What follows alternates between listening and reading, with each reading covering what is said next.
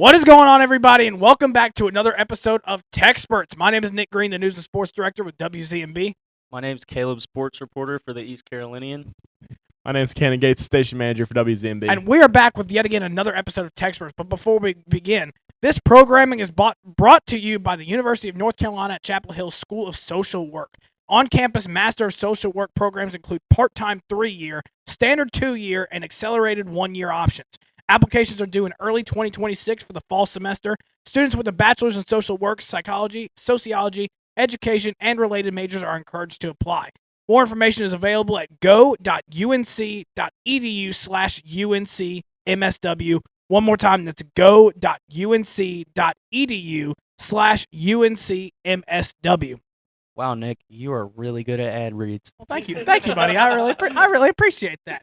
All right, gentlemen, the Pirates took care of business on Thursday night. Once again, another Thursday night football game for the Pirates, but we were able to get it done.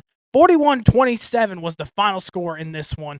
Gentlemen, very good performance overall by the Pirates. Some bad parts in there, but overall a fairly well performance from the Pirates. What were your overall thoughts on the game? Honestly, we've been talking about anticipating a complete game on offense, and I think that we did that. I mean, we scored 5 touchdowns and kicked 2 field goals. It doesn't really get much better than that in college football. And, we've been hyping up the defense for how many weeks now? And it kind of was the opposite script of what the games have been lately. The offense really did a great job of holding and maintaining the lead. Obviously, Caton Hauser, great game, 300 yards, 2 passing touchdowns, a rushing touchdown. Anthony Smith, how many yards did he have? 150-something yards, 2 touchdowns on 4 catches. And then London Montgomery had a touchdown and 150 yards. So, masterclass offense. I think the defense made a couple splash plays, but yeah, overall, they did not look as sound as they typically do. The second most points in the game, the defense has led up this season, if I'm not mistaken. Yeah, because Tulane was 26, State was 24. You let Tulsa score 27 on you. Tulane and NC State are 2 much more higher class opponents than Tulsa is, who hasn't even won a conference game so far this year. And I do think they will steal conference games at some point this season. It may be later on, maybe this week. I'm not sure their schedule, but I think they will steal a game at some point because they looked better than I thought they were going to look. I thought we were going to take care of the spread easily. It was like minus 16.5. I bet on it. I didn't. So did I. It obviously so did didn't I. hit. But still, they looked much better than I thought they were going to look. Trey Lamb, I think, has for Tulsa, because that is a team that, they don't really have much NIL money. I don't even know if they have really any. They don't really have any culture there. For a team like that, I think Trey Lamb is building something that could at least build into at the very least, a middle-of-the-road AAC team. But overall, offense looked awesome. Like you said, that was one of the more complete games they've played. And yeah, London Montgomery, wow. I was surprised Parker Jenkins didn't get any carries on the ground. I'm not really sure exactly what happened there, but TJ Engelman with another solid game. Marlon Gunn had a good game. And then, yeah, you said Anthony Smith and Caton. And one of the best shots you're going to get is Caton after that rushing touchdown, throwing the ball up and him pounding his chest and the fireworks going off. That's an all-timer right there. Peak. I saw somebody tweet about that shot of somebody was like, "Oh, little did we know the firework button's in his chest." So yeah, exactly. Because it was the second he hit his chest, you saw the fireworks go off in the background. Absolutely one of the better pictures of our football season this year, but which we've actually had quite a few gems this season of pictures, quite a few gems in there. ECU Athletics media team, hats off to them. They Absolutely. do a great job. They really do. But gentlemen, you guys capped on it great. I know we talked a lot going into this game of okay, with the offense, we hadn't really seen a complete game out of them, and we finally pretty much did. We saw a complete game out of the offense. Defensively, we'd like to see a little bit more, but hey, they did what they needed to do. You can't give the defense too much hate considering how well they've done all season long. And so that's where I'm not as concerned about that. Although Tulsa, they came out swinging. I was very impressed with Tulsa this weekend. I'm not going to lie. Tulsa, I was not expecting Tulsa to come out guns a-blazing, and they did. They came up, they were ready to play, and they gave us everything they had, but the Pirates just showed up ready to play, and we did. We showed up, and we won the game, and it was great to see. London Montgomery had a big breakout game. It's something we wanted to see all season long. We've been wanting a singular back to take control of that backfield, and London Montgomery did that on Thursday, and it was awesome to see. Another point we made going into the games, we wanted to take care of the football. We did that. We took care of the football all game long. 0 turnovers. And it was awesome. This is what you want out of the ECU offense. And this goes back to kind of what we were expecting at the beginning of the year when we were previewing going into the season what our expectations were, this type of game is kind of exactly what we were expecting all season long. So obviously, you wanted the defense a little bit better, but I'm not going to criticize that considering how well they've been all season long. And they had a big injuries on the defensive side of the ball too. I know there's a few players who couldn't be able to play that game. So I'm not going to hold you too much accountable for that. I understand things happen. So overall, very well versed game from the Pirates. Gentlemen, let's just break this down a little bit. Obviously, Anthony Smith had a big day. London Montgomery had a big day. What were some other things that impressed you overall about the offensive side of the ball? I think just the rushing offense as a whole. I think we rushed for 200 and 268 yards on 53 carries, and I think 3 touchdowns. Yeah, 3 touchdowns. So I mean that's 5.1 the yards best per carry. rushing performance we've had as a team all season, I would assume. Which Definitely. is just, I mean, peak. We've been asking for this for weeks. The offense has continued to build and deliver. I'm sure we're going to talk about the defense again, so I'm not going to go into it. Yeah, I was saying the same thing as you. I mean, I mentioned him already, but TJ Engelman with another very, very solid game. One thing my gripe with the offense, we have 2 very, very talented tight ends on this team, and I don't think we do enough to try to get them open and get them the ball in space because they're both athletic, and maybe just do anything with them. I mean, Nazir Riles had 4 catches. Javante Connor had 2. Riles was the second guy on the team in catches, and I believe was like second or third in yards as well. So he had a very solid game, but I think we need to do a better job at scripting things open for them because they both are very good tight ends and they can do a lot with the ball in space. They can get the ball up the seam. They whatever you need them to do, and I feel like we're not doing enough with them as much as we could be. And I mean that's going down to JDB right there. He called a much better game than he has the last couple weeks. Far better. Yeah, but outside of that, like I said, I think Engelman's established himself as could be a very key part of this offense. Is going to be a key part down the stretch. And I think next year, if he sticks around, him and London Montgomery in the backfield is going to be pretty dangerous. I mean, got other guys back there, obviously, too, like DeJuan Lacey, who's just out right now. I think he might be out for the year, but I'm not mistaken. I'm not really sure on that one, though. Yeah, no, you hit on everything I was gonna say. Hit the nail on the head on the hammer. Hit the nail on the head on the hammer. Absolutely, you did. Because I you know how much I love using the tight ends in our offense. I'm a big fan of it. I've been saying it all year long. And I love, especially with the way our offense works, I feel like it's just you almost have to implement it at some point in the game. And I feel like we saw a good, I mean, I'm not saying you need to have him like 10 catches a game, but like having 4 catches by Desiro Riles, I mean, that's fine, maybe get up to like 6 or 7, design some things for him. But like, yeah, fair enough. I walked myself into that one. But like, 4 catches out of Desiro Riles, you can't ask for much. You can't, that's fairly solid day for Desiro Riles. And especially since we've been using Javante Connor as our main tight end throughout most of the season. I know they split time in there, but like Javante Connor's been the kind of the guy who's got a lot of attention all season long. So to see Desiro Riles kind of get his name up there, being the second leading receiver, was very nice to see. And like I said, with the way our offense works, have most of the plays go to the outside. Most of our run plays and most of our like passes go to the outside. Having a good tight end up the middle is going to be something that we need to utilize because that forces them to be honest on defense. And we showed it in the state second half. NC State's game in the second half, we really showed it there. Absolutely we did. And that's what helped us be so successful against NC State. So like I said, it really does come down to you have to keep the defense on their toes, and we have all the pieces to do that. So there's almost no reason to why we can't keep the defense on their toes every single play. But, obviously we haven't seen that all season long. This game, we did a very good job with it, but all season long we have not seen these things. Gentlemen, you guys kind of already predicted it, but what about the defensive side of the ball? What maybe did you see that maybe wasn't as good, or what was something that you actually enjoyed about the defensive side of the ball?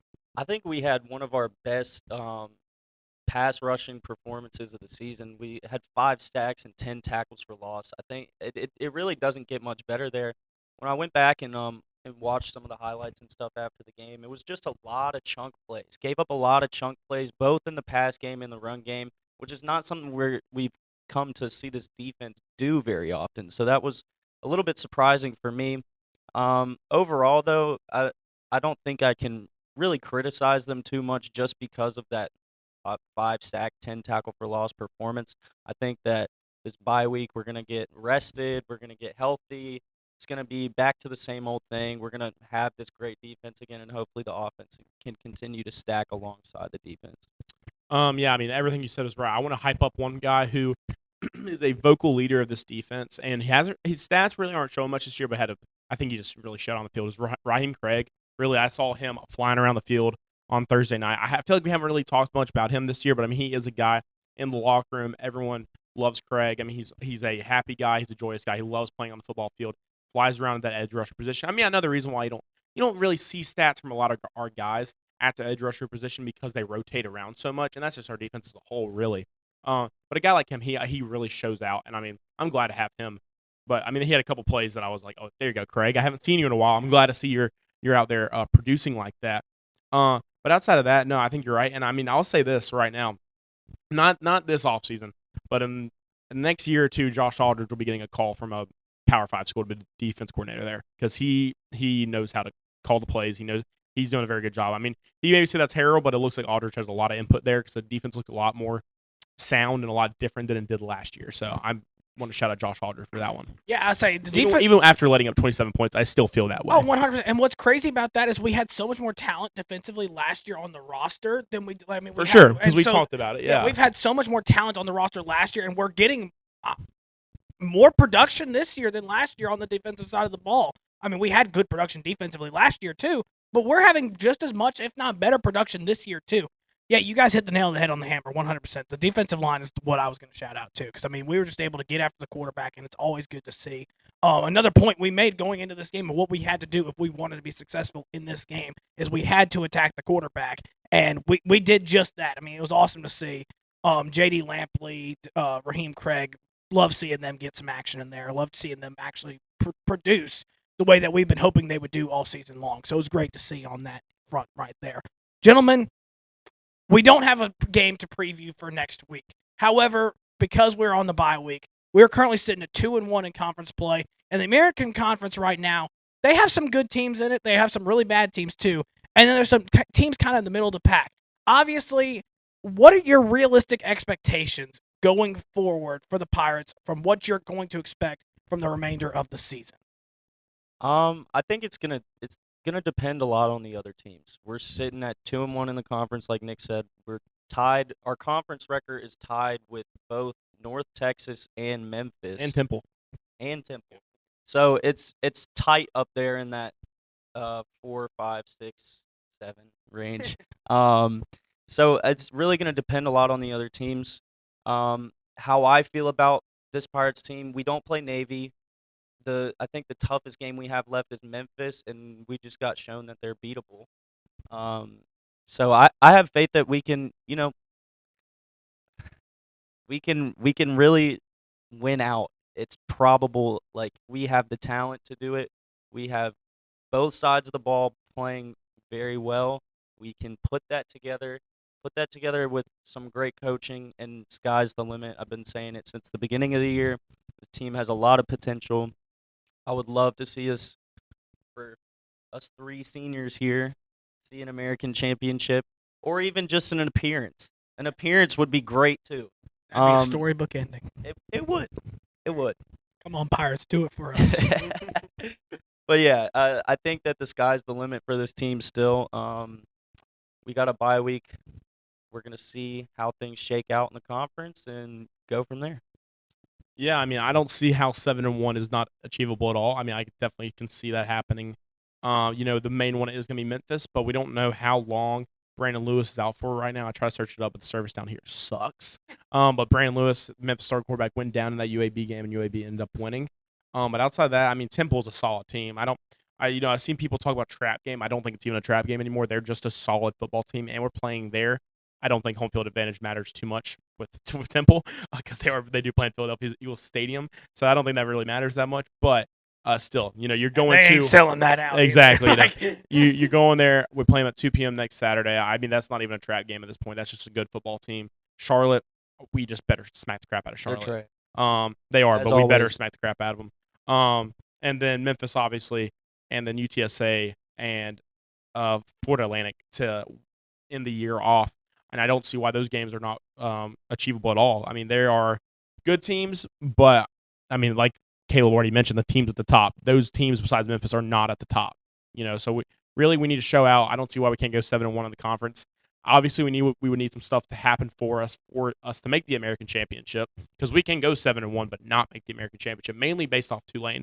We really just need Tulane to lose twice. That's really all it comes down. Should have lost against Temple. Did they not play Temple? Hold on. Because there was the touchdown, crazy ending. They should not have won that game. So we really just need them to lose twice and us to go 7-1 for us to have a shot at making Army. Yes, it was Army, because they should have lost Army. But yeah, so I mean, it's really gonna come down to it. It's finally my phone decided to work, but I don't know the injury status on Brandon Lewis for Memphis. But yeah, I mean, I don't see why we can't go 7-1. We need USF and Navy to lose too. Well, yeah, for sure. No, definitely need them to lose one, but at least we don't have the head-to-head loss. Right. That's where it's gonna be trouble here. And like, since y'all have your phones working, I'm gonna ask for a second. Barely. I'm curious about USF and Navy's schedule the rest of the way. Just out of had it earlier, but I know I know we've talked about it before. Of like USF plays Memphis next. Okay, so USF will play Memphis and next. It's Brendan Lewis, not Brandon Lewis. I don't know why I was saying Brandon. And you said what other team? Navy. Because I know we all will play one of the top tier teams at some point in the season, but I'm trying to remember who Navy plays. Navy's next game Navy's the is easiest. Saturday against FAU. And then I know, I'm pretty sure Navy has the easiest. So I think that it would probably be if we were to go North Texas on November 1st. Which North Texas is solid, but I mean they got killed by South Florida. North Texas is solid, but they're not. I think there's a tiered list Their right here. defense is pretty bad, and Messamaker's prone to making decisions. Right, there's a tier list of American teams right now, and I feel like ECU and North Texas are kind of. I'd put us above North Texas, but I think we're kind of in the same kind of spot, definitely, in terms of where we're at, with Tulane, Memphis, and USF being like at the top of the tier, and then us being like right behind them. I also throw Navy kind of in the middle. I don't really know what to think of Navy right now. That'll be a game. That's a crazy game. Memphis, South Florida, like we were saying. That's Tulane. No, that's Tulane. Memphis, Tulane. When is that? November 7th. Gotcha. So yeah, that'll be a game we need to watch out for too. Memphis, South Florida's a big game, but if Lewis is out, I think that. But it's saying Silverfield said today he is day-to-day. Okay. Lewis, so he could play against South Florida, but he will definitely be back for us. But I will say, going back to my answer to the question, you're right. I don't see why 7-1's not achievable. I mean, I think that should be a realistic expectation for this team. Like, I think that is by far something we can accomplish here. Memphis, of course, is going to be the toughest game we're going to have down the stretch, but they're coming to Dowdy-Ficklen. You know, we got to be there.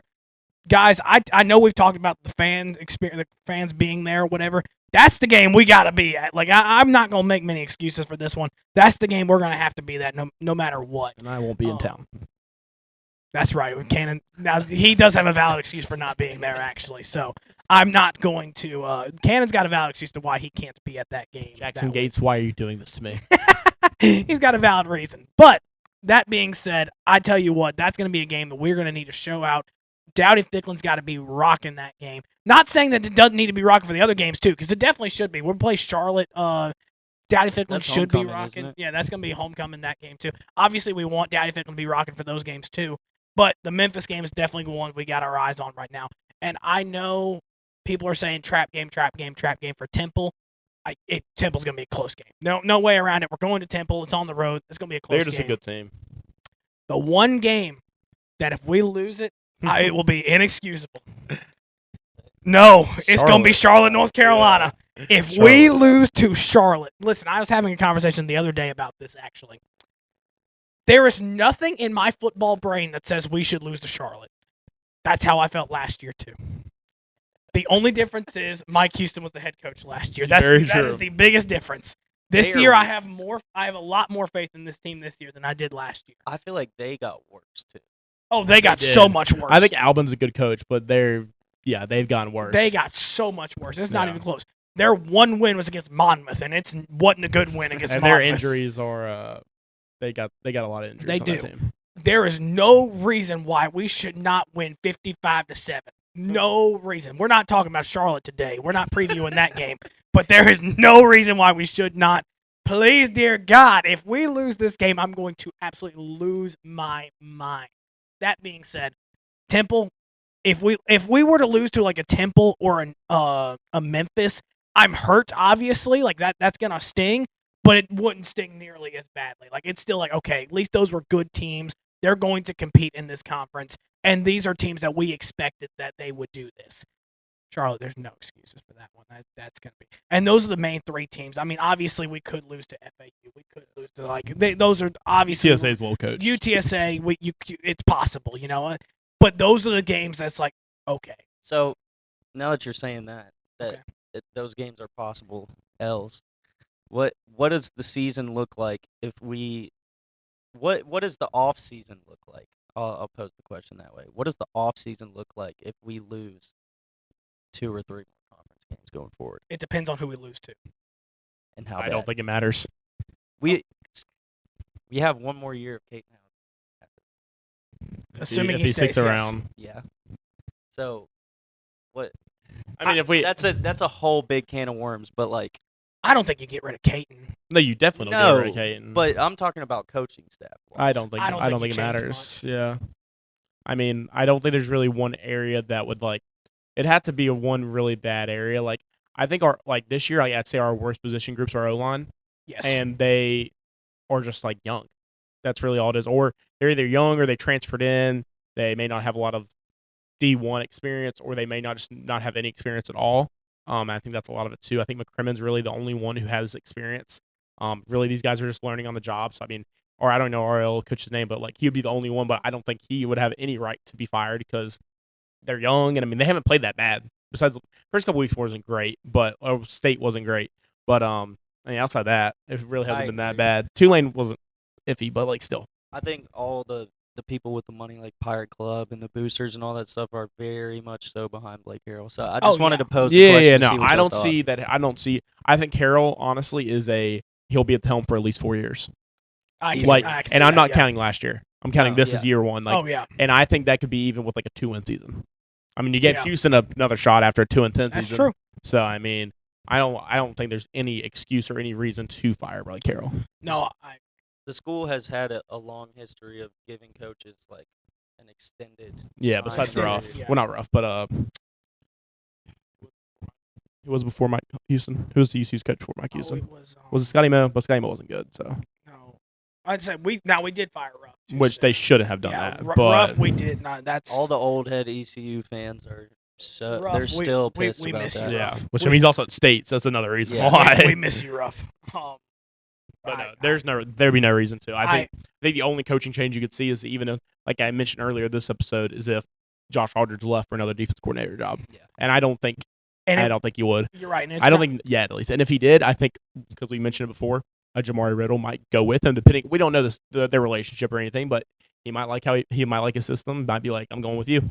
That's another interesting can of worms. Is who's what leaving? happens if we do go 7-1 and somehow make a conference championship? How many departures do you think we're gonna have? I think on we this honestly, roster? I feel like you have just the same amount of departures if you go 4-3 in the conference, or if you go 7-1 in the agree. conference. Yeah. I don't think it's really going to impact that too much. I think this team, these guys, they really seem to love playing here, and it's like if they want to stick around, they'll stick around. If they don't, they don't. I think that's already kind of the preconception in their minds, is if we can go 4-3 in the conference, we can go 2 and what's the math? 2-6 in the conference, or 7-1 in the conference. I really don't think it's going to matter. Obviously, 7-1, they're going to probably have more looks. I think you might see a couple more guys leave if you go 7-1, only because you do get those looks. And if you make a conference championship game, if you win the conference championship game, you're into the college football playoff. You're in the eyes of the whole world at that point. So Then I mean, half the roster's gone. if that. exactly. So you see what I'm saying? I mean, like these guys love ECU. Like, if we go 7-1 to make the college football playoff, like Caton Hauser, love the guy, he's gone. Like, I mean, it's as simple as that. I honestly don't. Do you really see we make the college football playoff like this year? Like even if we go if we go 7-1, is that even a realistic possibility at this point? No, but Because there's no way a 3-loss group of 5 team makes it. I also just think that the American Conference, no matter what, should have the college football playoff spot. Yeah. I think That we're could be by far us. the most competitive conference, but what's going to be tough is going to be the fact. Now, granted, Old Dominion losing helps a lot with that, but They did lose. But Yeah. at the same time, I mean, if you UNLV is pretty good. even Old Dominion being Boise, having wait, one did Boise loss, State beat UNLV? They played this I weekend. think so. Because I mean, that obviously I is. think they did, yeah.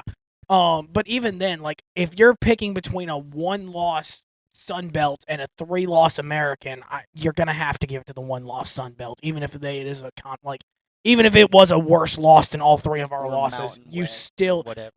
almost have to. So I'll argue that with this is that right now there's 2 American ranked teams, and true. at this point in the year, you can keep stacking up wins at the Sun Belt level, but if you're not receiving votes already, I don't really see how you get to a top 25 ranking or anything like that. I'm not saying we are, but I'm just saying that if we beat a team like a Memphis who was ranked right now, if we do certain things like that, and you're beating teams maybe who were previously ranked, whatever it happens to be, and we may have 3 losses, but what is the Sun Belt doing? You know. Well, you also got to keep in mind when it comes time for the college football playoff rankings to actually finally start, they probably will include like the Sun Belt and are like a one-loss group of 5 teams because they know there's a realistic possibility of them getting there. Yeah, Boise versus State. the AP is going to be like, Boise hey, State beat UNLV. Yeah, versus AP is going to be like, hey, these are who we think is just the best teams. And, like right now it is the one-loss American teams, but like the one-loss Sun Belt or the one-loss Mountain West teams, they will find their way in it when the college football playoff rankings start coming about. And even at that point, I would expect them in those rankings over these 3 losses. Even though our 3 losses are decent losses, there's no such thing as a good loss when you're in the group of 5 and you're fighting for a playoff spot. I mean, I'm just saying right now that Boise State beats UNLV. They have 2 losses. I think they're probably in the front runner outside of teams in the American. And I don't see why you put Boise State in it. So I mean, I'm just saying I think a 2-loss Boise State is not as good as a 3-loss American group of 5 team. Now, I'm not even talking about us. I'm just talking in general. Yeah. I feel like the committee that decides on it too, like for a group of 5 Division I FCS school, we've really had a pretty tough schedule. Yeah, for sure. Like more so you than play most a rival. of these schools. You play a rival who may not be ranked, but they're still a solid team. You play BYU, who's undefeated still, who's gun. I don't see how don't make the college football playoff, even if they lose a Big 12 game, because the Big 12 is. I mean, here. Also, the thing is with that, I'll just say. I mean, obviously, we're not talking about the Big 12 SEC and that. Is that BYU, even though they're undefeated, they may lose one conference game, but then they may lose the conference championship game. They won't put them in because of the bias that there is to the SEC and even the Big 10. I think there is some bias there too. So I don't. A team like BYU, our win might not look, or our loss might not look as good as maybe some other teams, but I don't see why you don't think about us. And then you lose to a Tulane team who has been receiving votes a couple weeks this year, who is a solid team. They almost lost to Army, yes, but we all know we were scared going into Army. I mean, yes, we won. We had a great first quarter, but even after that first quarter, we were not very good. Not everybody can stop the triple option. Exactly. And that's the thing. I really think you put Army against. There are some schools who are like pretty solid, but you put them against the triple option, they have no answer for it. And like there's almost and so that's the thing with Tulane is they just didn't have an answer for the triple option, and it's tough to stop. I mean, I'll be the first one to tell you the triple option is tough to stop. And our time of being here, God, we know that better than anybody. If we've never known how to stop it, so like we know better than anybody on that. But yeah, no, gentlemen, it's just a fun conversation we can have, and obviously we're killing time a little bit on this one because we do have a bye week next week, so we have the opportunity to kind of just talk about this stuff right Mid-season now. check-in. Yeah, mid-season check-in, see what's going on. We have the chance to do this right now, so obviously we're going to kind of take advantage of that a little bit. But it's always a fun conversation to have when you really start thinking about the possibilities of what could play out in the future. It's always fun to think about in the future. Gentlemen, do you have any closing remarks before we end this podcast? I do not. I mean, I'm just gonna harp on it again. I mean, I don't see how you don't put us in if we won the American Championship and we're a 3-loss American team. I don't see any way around it unless someone is gonna have to win out, I guess, in another conference. But I just don't see that happening. I don't see there's not a Boise State like there was last year. There's not a team like that this year. I think if every other conference championship is a 2-loss conference champion and we're the 3-loss, I would agree with you. But if there is a 1-loss conference champion, I don't see a 1-loss. I don't see a 1-loss conference championship. I think it's possible. I mean, I just don't see. Well, even if it is, their teams' schedules, their strength schedule. Oh, I don't disagree with you, but it's not. It's going to be tough. And also, it would be awesome for us if BYU can continuously succeed. Oh, 100%. Because that loss looks better and better. The better BYU does, the better we look. Yeah. And same, as much as I hate to say it, same with State and same with Tulane. The better they do, the better. Now, granted, Tulane, we want Tulane to lose. We need Tulane to lose one game, and then that's it, and we got to win. Nah, they need to lose part 2. They haven't lost. They haven't lost a conference game, and we have the. That's right. They haven't lost. They need to lose 2, and then that's why that Army win. That Army win for them hurts. Tulane needs to lose 2 games, and we have to win out, and then Tulane can win out too to make us look better. And we need Navy to lose, and we need USF. Navy, lose. Memphis, USF. We could name the teams at this point. Well, we just need USF or Navy to lose one, and we beat Memphis. Because I think we True. I think something like that. I don't know how the tiebreakers work, to Yeah. be honest with you. It would really depend on a For lot us of to even things be at that thinking point. about it, we would need USF or Navy to lose one, and then us beat Memphis. Yeah, and It would Tulane to lose depend on twice. a lot at that point. For But sure. hey, this was a fun episode, guys. Thank you guys so much for watching this week's episode of TECSpertZ. We'll be back again next week to preview the next game, which I believe is Temple, correct? Correct. November Temple? 1st. Temple's the next game, so we'll be back next week to preview that game. Until next time, thank you for watching. Go Go Pirates. Pirates.